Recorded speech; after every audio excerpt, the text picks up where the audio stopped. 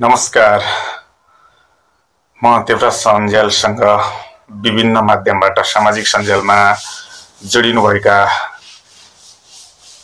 हाम्रा आत्मीय मनहरुमा पुनः पनि नमस्कार। साथीहरु, मैले आज एउटा रमाइलो भिडियो लिएर आएको छु। म केही रमाइला कुराहरु भन्न गइरहेको छु र यादगार कुराहरु पनि छन्।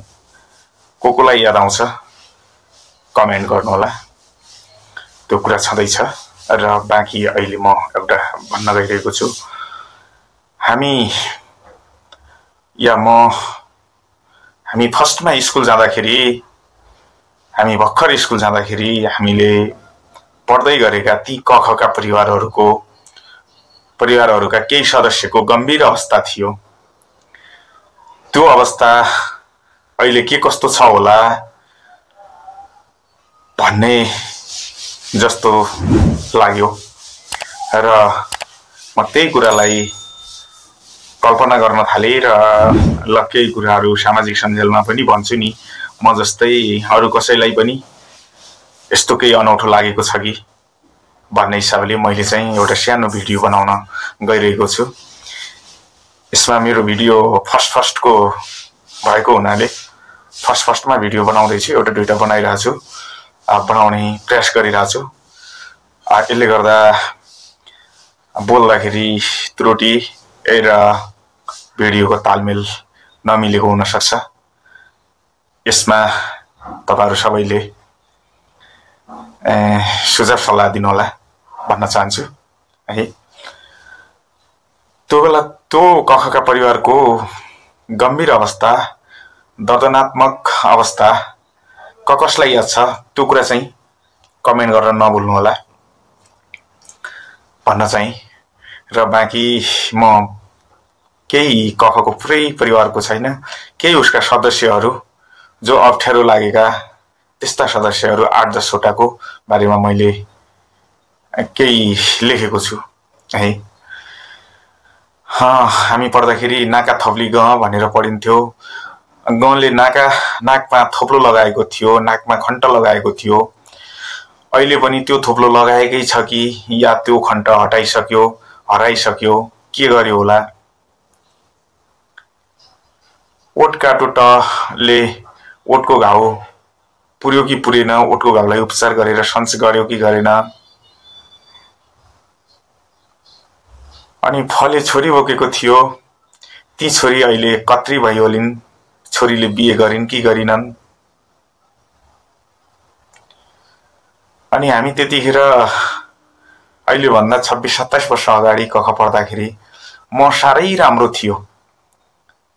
अहिले पनि राम्रो नै छ कि नराम्रो भइसक्यो। अनि त्यतिखेर नै बुढो भनेर पढ्थ्यौं हामीले। साह्रै बुढो थियो, जिउँदै छ कि मर्यो वा मरिसक्यो। साह्रै पातलो थियो, अहिले पनि पातलो नै छ या मोटियो। अनि एउटा अर्को मोटो थियो, उस्तै मोटो नै छ या पातलो भइसक्यो।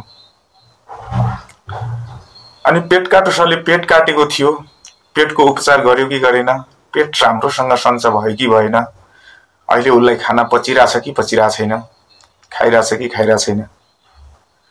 अनि हको हात भागेको थियो, त्यो हात अहिले लाग्यो कि लागेन, त्यसलाई उपचार राम्रोसँग भयो कि भएन थियो, कि पनि अहिलेसम्म अपाङ्गै छ। अनि छेत्री छेले के गर्यो, जात त अहिलेसम्म बदल्यो कि बदलेको छैन, छेत्री नै छ त्यो हो। यो विषयमा यिनै कुरामा मलाई कन्फ्युज लागिरहेको छ। हामी अहिले भन्दा 25 वर्ष अगाडि कख पढ्दाखेरि हामी खुट्टा झारो छ, यस्तै कुराहरू अहिले जो भनिरहेछौँ यिनीहरूको त्यो प्रब्लमहरू थियो, त्यो समस्याहरू थियो। त्यो अहिले समाधान भयो या उस्तै छ भन्ने विषयमा भिडियो बनाउन मन लाग्यो। भिडियो बनाई। भिडियो मन परे लाइक, कमेन्ट, शेयर, सब्स्क्राइब गरिदिनु होला र हाम्रो पीबीडी अनलाइन टिभीलाई लाइक कमेन्ट शेयर गर्न चाहिँ नभुल्नु होला र यस्तै यस्तै भिडियोहरू हेर्नको लागि अन्य सामाजिक सञ्जालहरू इन्स्टाग्राम देवरा सञ्जाल 77 फेसबुक देवरा सञ्जाल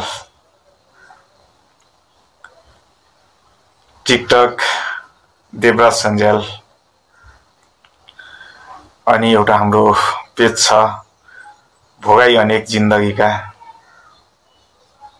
अनि अर्को पेज छ डिआर रविवार डेली रविवार भन्ने हो यिनीहरूलाई आजै अहिले नै यसो एकछिन हेरेर के कस्तो छ अवस्था बुझिदिनु होला र हामीलाई कमेन्टमा मलाई लेख्नु होला मेरो यही भिडियोको कमेन्टमा लेखिदिनु होला कि तपाईको भोगाई अनेक जिन्दगीका भन्ने पेजलाई भिजिट गरेको थिएँ त्यहाँ यसो यसो रहेछ यस्तो यस्तो कुराहरू समावेश गरिएको रहेछ अनि डिआर रविवार भन्ने पेज भिजिट गरेको थिएँ अब तपाई कहाँ कुन कुन मेरो सामाजिक सञ्जालहरू मेरो आइडीहरू भिजिट गर्नुहुन्छ तिनीहरू आइडीहरूमा कुनमा कहाँ के समस्या छ के मैले सल्ट्याउनु पर्ने छ के थप्नु पर्ने छ के घटाउनु पर्ने छ गणितीय भाषा मेरो कमेन्टमा लेखिदिनु होला भन्दै अर्को यस्तै रमाइलो भिडियोमा भेट गर्ने बाचासहित अहिलेलाई छुट्टी